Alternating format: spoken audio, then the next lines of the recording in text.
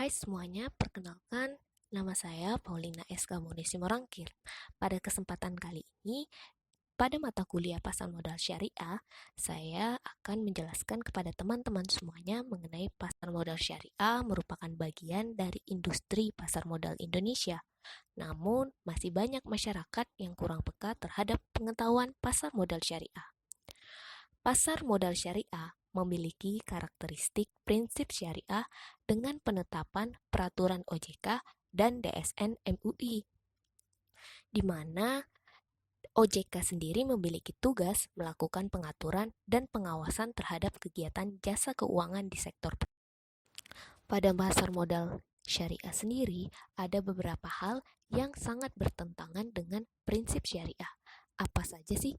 Yang pertama yaitu larangan jual beli yang mengandung maisir atau yang disebut dengan perjudian, di mana suatu permainan yang menempatkan salah satu pihak harus menanggung beban pihak lain. Untuk menghindari itu semua, maka solusi yang diberikan yaitu dengan landasan hukum pasar modal syariah, Undang-Undang Dasar Pasar Modal dan Undang-Undang Dasar OJK, serta Fatwa DSN MUI. Efek syariat sendiri terbagi menjadi beberapa bagian, yaitu saham syariah sebagai bentuk bukti penyertaan modal kepada perusahaan dan investor dengan mendapatkan bagi hasil. Saham syariah dapat ditentukan dengan adanya dari saham yang diterbitkan perusahaan aktif mendeklarasikan syariah pada anggaran dasar. Ada juga yang diterbitkan oleh perusahaan yang tidak menyatakan kegiatan perusahaan sesuai syariah ataupun memenuhi kriteria syariah, sehingga dapat ditetapkan oleh OJK.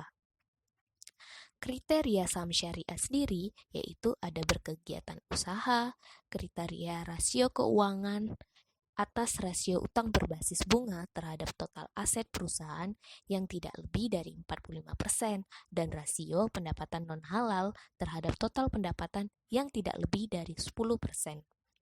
Saham Jasa layanan syariah sendiri dapat digunakan secara manual dan juga secara online.